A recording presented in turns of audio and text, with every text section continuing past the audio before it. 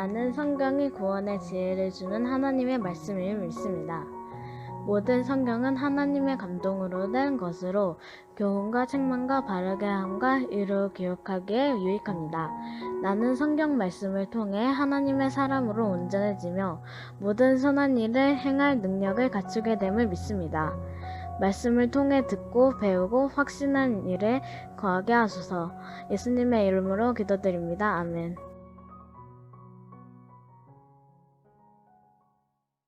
오늘 말씀 제목은 고통 속에서 깨닫는 하나님의 헤세드, 은혜, 자비입니다. 오늘 본문은 예레미야가 예루살렘 파괴를 깊이 아파하면서 하나님을 바라보는 그런 이야기입니다. 예레미야 애가서는 대칭 구조를 가지고 있어요. 1장은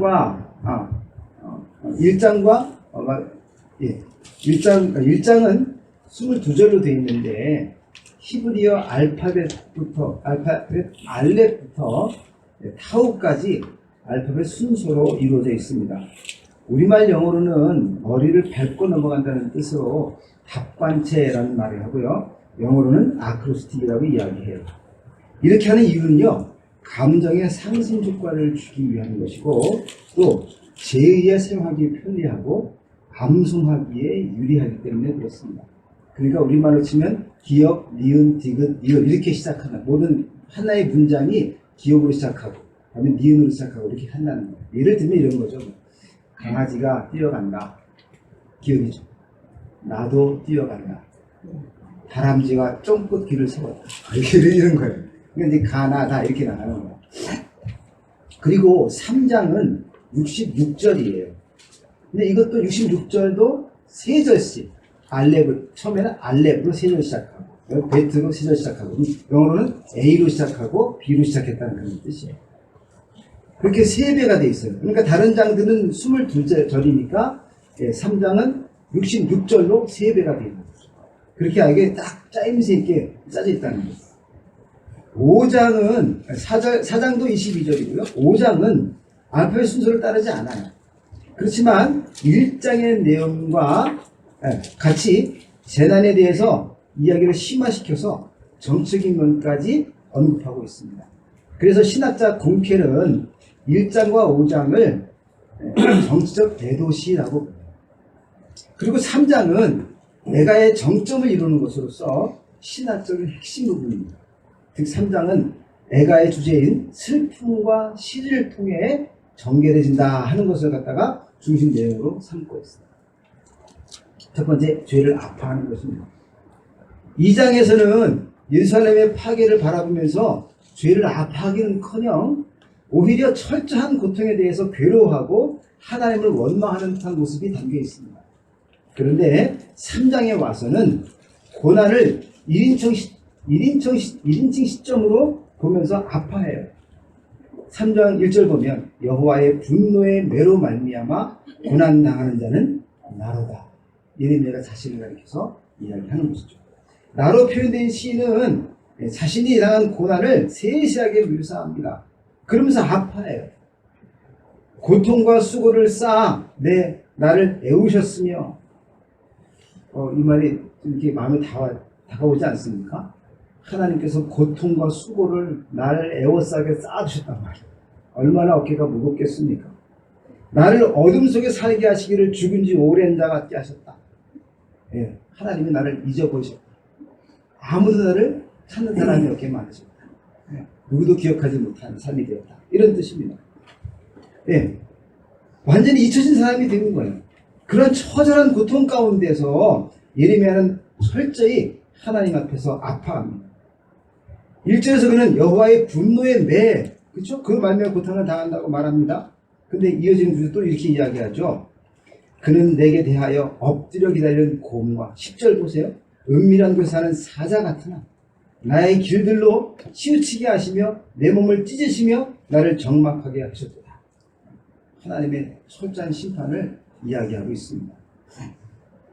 그래서 근데 이렇게 하나님의 진노로 인하여 고난을 당하고 있다고 하지만 그 구절 가운데 하나님이라는 말은 없습니다. 그가 3인칭 단수로 그가 이렇게 하셨다라고만 말합니다. 물론 그분이 누구죠? 하나님이신 걸 잘 알죠. 그럼에도 불구하고 하나님이 하셨다고 말하지 않아요. 그가 하셨다고 말하죠. 왜 이렇게 하나님을 직접적으로 표현하지 않았을까요?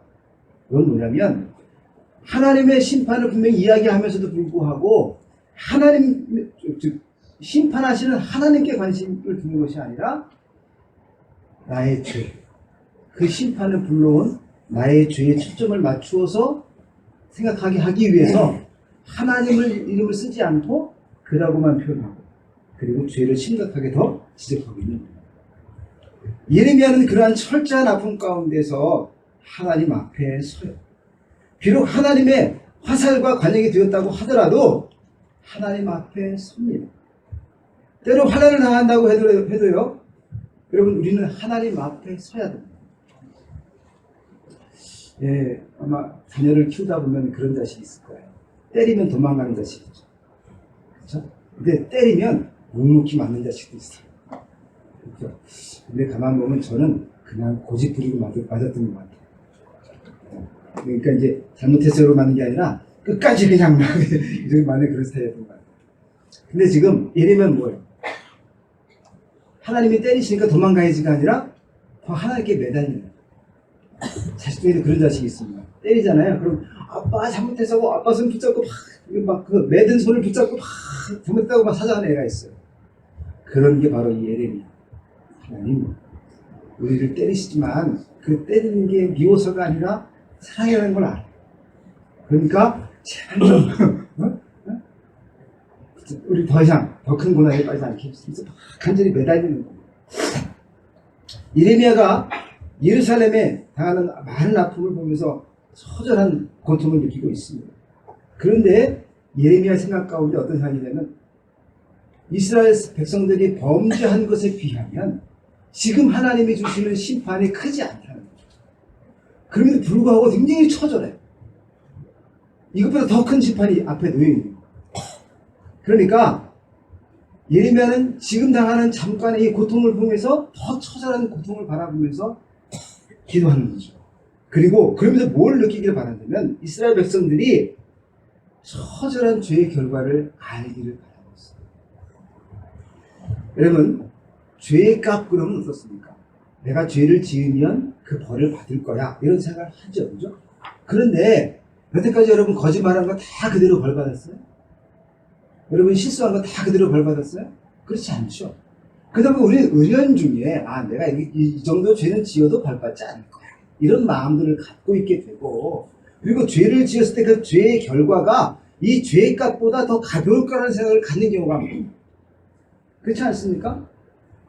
우리는요 죄의 값이 얼마나 처절한지를 모르기 때문에 죄를 짓는 거예요.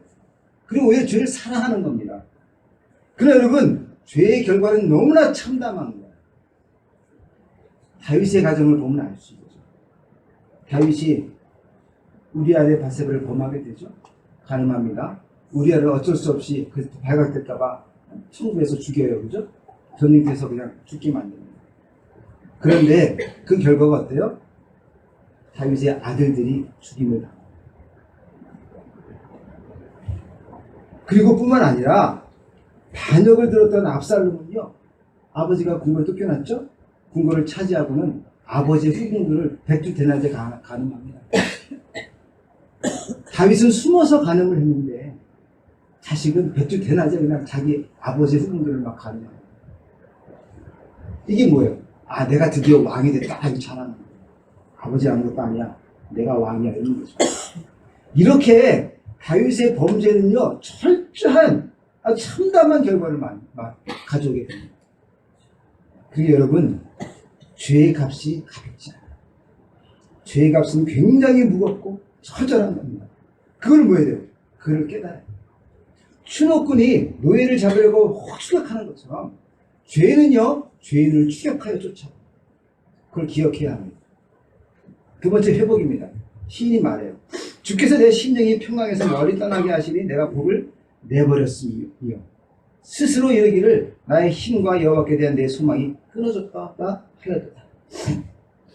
그는 지금 평강과 행복과 소망을 다 잃었습니다. 왜요? 하나님으로부터 멀어졌기 때문에 그런 거예요. 죄값을 치르는 그 순간, 그때는 죄로 인하여 하나님부터 멀어지게 됩니다. 그래서 뭐예요? 하나님부터 멀어지게 되니까 뭐가 더 사라지게 돼요? 하나님이 주시는 평강, 은혜, 그리고 하나님이 주시는 소망, 이게 사라지게 돼요. 이 세상은요, 여러분, 양육 강식의 시대입니다. 약한 자는 강한 자 앞에 엎드릴 수밖에 없는 시대가 이 시대예요. 점점 더하죠. 그렇죠? 근데 하나님을 붙잡고 하나님 은혜 안에 있으면 은혜를 얻어요.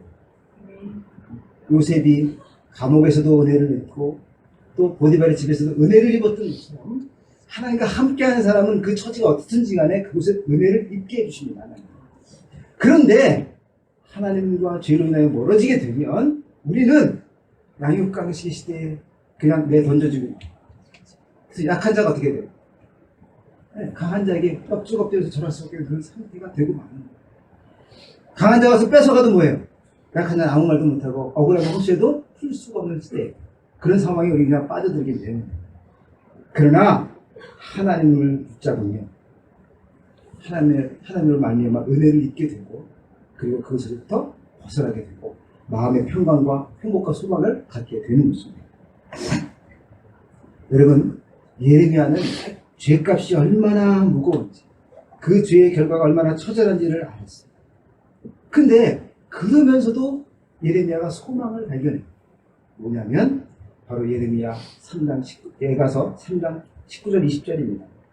내 고초와 재난, 쑥과 담즙을 기억하소서.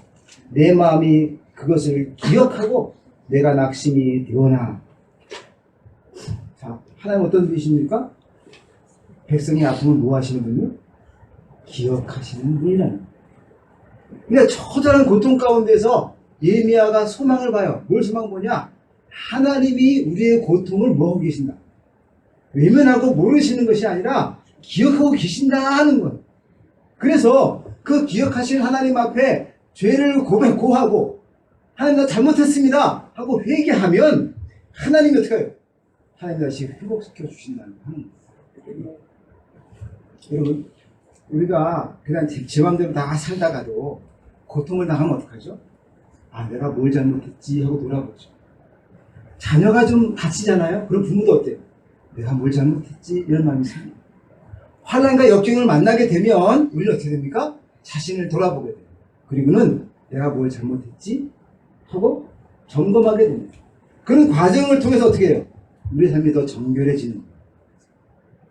아픔 속에서 우리의 심령이 정화되는 겁니다.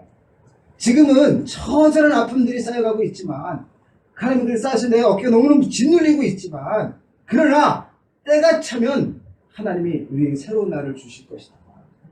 내가 철저히 여기서 회개하고 낮아지고 겸손해지면 주님이 나를 들어 쓰시게 될 것이다. 이런 간구가 지금 예레미야 기도입니다. 이것을 21절 말씀 보면 이것을 내가 내 마음에 담아두었더니 그것이 오히려 나의 소망이 되었다. 네. 또 22절 24절 여호와의 인자와 긍휼이 무궁하심으로 우리가 진멸되지 아니하니 이것들이 아침마다 새로우니 주의 성실하심이 크소서이다. 내 심령에 이르기를 여호와는 나의 기업이시니 그러므로 내가 그를 바라보리이다. 처절한 아픔 속에 있고 모두가 다 절망이라고 말하는 순간에 이래면 뭘 보고 있습니까? 소망을 보고 있는 거예요. 이 고통이 철저하고 어둡지만 힘들지만 그러나 하나님 기억하고 계신다. 이거죠. 3절을 보면 히브리어 원어를 보게 되면 아까 답관체라고 했죠? 그래서 이 맨 머리 글자가 헤세드, 헤트. 그러니까 히브리 8번째 단어입니다. 근데 이 헤트는 뭐의 첫자냐면 헤세드의 첫자. 하나님의 은혜, 자비. 즉 아버지가 자식을 사랑하는 것 같은 그런 사랑입니다. 여러분, 부모가 자식을 잊어야 합니다. 부모가 자식 사랑하죠. 그렇죠? 물론 요즘은 가끔 그렇지 않은 게 있어요. 뉴스 나오고 보면. 그러나 분명 부모는 자녀를 사랑합니다. 그렇죠? 자녀를 잊을 수가 없어요. 어찌 미워서 책망을 하겠습니까? 책망을 하더라도 그건 뭐예요? 그건 사랑이죠. 사랑하니까 책망하고, 사랑하니까 염려가 되고, 사랑하니까 걱정되니까 책망하는 거예요. 그렇죠? 그런데 자식들은 잘 모를 때가 많아요. 그 단순히 부모님이 책망을 화내는 자녀들이 많이 있어요. 저도 그럴 때가 많아요. 그러나 부모의 표현이 좀 잘못됐다고 할지라도 부모는 뭐 하기 때문에 그런 거예요? 사랑하기 때문에 그런 거예요. 마찬가지로 지금 하나님이 이스라엘 백성들을 심판하신 것 같고 환난 가운데 그 무거운 짐을 막 짓누르는 것 같이 한다고 할지라도 그것은 하나님이 미워서, 하나님께서 이스라엘을 미워서가 아니라 사랑하기 때문이라고 하는 것입니다. 헤세드의 사랑을 깨달은 거예요, 예레미야는. 그래서 시인이 매우 새롭게 됩니다. 이제 아침마다 새롭게 하나님의 사랑이 느껴집니다. 어느 속에서? 고통 속에서 하나님의 사랑이 느껴진다는 거예요. 이게 영적으로 깨어있는 사람과 깨어있지 않은 사람의 차이예요. 깨어있지 않은 사람은 고통만 보여요. 그런데 영적으로 깨어있는 사람은 그 고통 속에서 뭐가 보입니까? 소망이 보입니다. 네. 세 번째 헤세드입니다. 밤하늘이 어두울수록 있잖아요. 별이 더 영롱한 법입니다. 그런 것처럼 하나님의 사랑은요, 날마다 떠오르는 태양처럼 뜨겁다는 거예요. 내가 지금 고통 가운데 있지만 하나님의 사랑이 더 강하게 느껴진다는 거예요. 어둠 속에서 하나님의 헤세드가 날마다 새롭게 발견된다고 하는 겁니다. 예루살렘의 파괴라고 하는 참으로 처절한 환경 속에서도 날마다 하나님의 사랑을 새롭게 깨닫는 겁니다. 그래서 시인은 말하죠. 하나님만이 나의 기업입니다. 예루살렘의 파괴로 인해서 모든 것을 잃었습니다. 잃은 것을 생각해 보면 평생을 가도 회복할 수 없는 상황이 된 거예요. 그렇지만 하나님을 나의 기업으로 삼는다면, 그렇죠? 이제 전에 잃은 것을 다 다시 찾을 필요도 없어요. 안 찾아도 괜찮아요. 없어도 괜찮아요. 왜요? 하나님이 나의 기업이시기 때문에. 그래서 그 하나님 나의 기업이시기 날마다 새로워져요. 가진 것이 없어도, 환경이 아직 해결된 건 아니어도 모든 것의 주인 되신 하나님이 나와 함께 하시면 마음의 평강과 기쁨과 소망이 넘치면서 기쁨이 생긴다고 하는 것이죠. 그걸로 족한 제 아내가 가끔 가다가 가난한 날의 행복을 갖다가 이야기할 때가 많아요.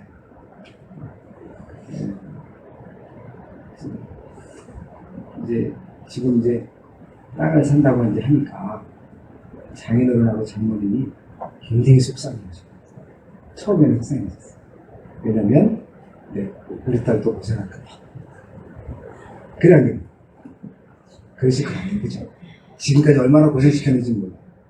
정말 젊은 애띠고 애띤 섹시를 들다가 내가 너무 고생시켰어.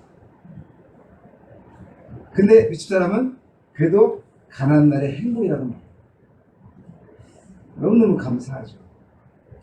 오늘 아침에도 서랍에서 이렇게 속옷을 딱 꺼내입으면서 너무너무 고마워. 그 집사람이 너무 고마워. 잘 개져 있는 그 옷을 볼 때, 집사람이 그걸 개울 때, 나를 정말 사랑해서 개겠지. 그런 생각이 드니까 너무너무 고마워. 근데 집사람이 그러면 가난한 날의 행복이. 그래도 내가 자기를 사랑하고 있다면 그렇게 해줄 수 있다는 거예요. 참 감사하죠, 그죠? 여러분, 힘들고 어려워도 하나님이 날 사랑하시고 그것만 있으면 견딜 수 있는 거예요. 그것만 있으면 소망을 위해 승리할 수 있는 겁니다. 죄값은 철저합니다. 죄값은 무거운 거예요. 그렇지만 그 죄 때문에 누가 죽으셨습니까? 예수님이 죽으신 거예요. 죄값은 철저하기 때문에 예수님이 죽으실 수밖에 없었어요. 그렇죠? 우리가 죄의 처절함을 알지 못하기 때문에 죄를 지고 가는 겁니다. 죄의 처절함을 알지 못하면 십자가의 사랑을 이해할 수가 없게 돼요. 죄의 처절함을 깨달아야 그 죄의 사함의 은혜를 알게 되는 겁니다. 그래서 율법은 몽학 선생이 되어가지고 우리를 철저하게 정죄합니다. 너는 죽을 수밖에 없는 죄인이야. 너는 기회가 없어. 너는 희망이 없어. 율법은 우리를 끊임없이 정죄합니다. 그런데 그 정죄가 있기 때문에 용서의 십자가가 은혜입니다. 그것이 너무너무나 감사하게 되는 겁니다. 율법의 어두움이 하나님의 눈을 더욱 빛나게 하는 겁니다. 예레미야는 죄의 철저함을 깨닫게 된 후에 하나님의 헤세드와 회복을 바라보게 되었습니다. 어둠이 깊었기 때문에 예레미야는 하나님의 헤세드를 더 볼 수 있었던 겁니다. 예레미야는 어둠 속에서, 고난 속에서 하나님을 원망하기보다는 하나님 앞에 엎드렸습니다. 그리고 하나님의 신실함을 보게 됐어요. 알게 됐어요. 어둠이 깊다고 눈을 돌리지 마시기 바랍니다. 어둠이 깊다고 하나님을 원망하지 말아야 합니다. 어둠이 깊을 때 하나님 앞에 더 엎드리시기를 바랍니다. 그러면 그 가운데서 하나님의 크신 사랑을 발견하게 되는 겁니다. 힘드십니까? 더욱더 하나님을 바라보십시오. 그 바라보는 끝에 깨달음이 있게 되고 은혜가 있게 되는 겁니다. 그리고 예레미야는 헤세드의 은혜를 깨달은 것이 자신의 기업이 되었다라고 고백해요. 하나님이 나의 기업이시다 하는 겁니다. 그것이 유일하고 크고 놀라운 기업이 된다는 것을 알게 됐어요. 우리도 그렇게 되기를 간절히 소원합니다. 하나님의 헤세드, 하나님의 은혜야말로 우리의 영원한 기업입니다. 제가 수원시장상을 받게 됐습니다. 10월 8일 날 사랑의 쿠키, 카스테라 노인, 독거노인 빵 드리는 거 이런 것들이 이제 했다고 동사무소 지원을 올렸대요. 수원시장. 근데 이제 그 중에서 채택이 돼서 제가 상을 받게 됐다는 거예요. 그래서 노인 복지에 기여한 분모가 크다. 수원시장님이 상 주신 수원시장 상은 두 번째 겁니다. 제가 또 지역 복지업체 열심히 했다고 또 한 번 말했는데 이번에 또 받게 됐어요. 또 제 아내는 또 아동센터 열심히 10년간 했잖아요. 그러면서 보건복지부 장관을 참 감사하죠. 그죠? 사실 독거노인들 그렇게 성실하게 다 못했어요. 어떨 땐 못하기도 하고 또 동사무소에 쿠키 갖다 놓는 것도 바쁘면 못 갖다 놓고 또 그러면서 그냥 하려고 애를 쓰고 했었죠. 최선을 다한 건 아니었는데 하여간 성실하게 했었는데 내가 볼 때는 불성실했어요. 근데 상을 주신다니까 얼마나 은혜입니까? 하나님의 혜택이죠. 그렇죠? 복음 전도와 구제라고 하는 것은 설교의 양날개거든요. 복음 전해야 되지만 그러나 어려운 처진 상들을 도와야 해요. 그래서 사도행전을 보게 되면 사도들이 복음 전하고 또 그다음에 또 구제하고 하다가 너무 힘들었던 거예요. 성도들이 많아지고 또 구제할 대상이 많아지니까. 그래서 사도들이 7명의 집사를 세우죠. 왜 세웠을까요? 집사를? 구제하는 것을 담당하게 하기 위해서. 즉 교회에 헌금이 들어오면 그것을 가지고 관리해서 구제를 해야 되는데 그 일이 너무 바빠서 사도들이 말씀을 전하는데 불편해져요. 말씀을 잘 가르쳐야 되는데 힘들어지니까 집사님들을 세운 거예요. 지금도 마찬가지입니다, 여러분. 교회 집사님을 임명받으신 분들은 내가 교회의 살림꾼이라는 마음을 가져야 돼요. 그렇죠? 자, 그래서 뭐예요? 교회의 가장 큰 두 가지 사역은 뭐예요? 사도들이 복음을 전하는 것, 그리고 성도들이 뭐한 것, 어려운 처지 있는 사람을 구제하는 것. 이 두 가지가 복음의 양 날개 중요한 겁니다. 그런데 우리 만나 교회도 이것을 유지하려고 지금까지 애를 써온 거예요. 그래서 교회 운영도 그렇게 많지 않지만 애를 써서도 한 겁니다. 때로는 제 월급도 못 받아가면서 한 거예요. 그렇죠? 그런데 여러분 힘들고 어려울 때가 있었지만 교회는 그런데 본을 보여야 돼요. 지역사회에 본을 보이는 교회가 되야 됩니다. 때로 힘들어도 하나님이 약속한 것이기 때문에 그도 열심히 지금까지 해왔어요. 상 주시니까 못 바를 모르겠어요. 근데 여러분 이 상은 내가 받는 게 아니라 우리 교회가 받는 거예요. 그리고 우리 교회 만나교회 성도님들이 받는 거예요. 그동안 여러분이 사랑으로 기도해주고 또 물질로 같이 하나님 만나게 해서 주고 또 몸으로 봉사해준 거 정말 감사해요. 또 앞으로도 일을 계속해 나가야 될 겁니다. 여러분 이 땅에서는 수원시장의 상이지만 하늘나라에 가면 하나님 아버지가 예비하신 상을 받게 될 겁니다. 우리 모두가 그 상을 받게 될 거예요. 할렐루야. 감사하죠. 그렇죠? 그래서 여러분 힘들고 어려울 때 그렇다고 해서 하나님 주신 말씀 하나님 사명 그 내려놓지 말아요. 끝까지 잘 감당하면 때로는 좀 엎어질 때도 있지만 그러나 끝까지 감당하면 하나님이 반드시 상 주실 줄 믿습니다.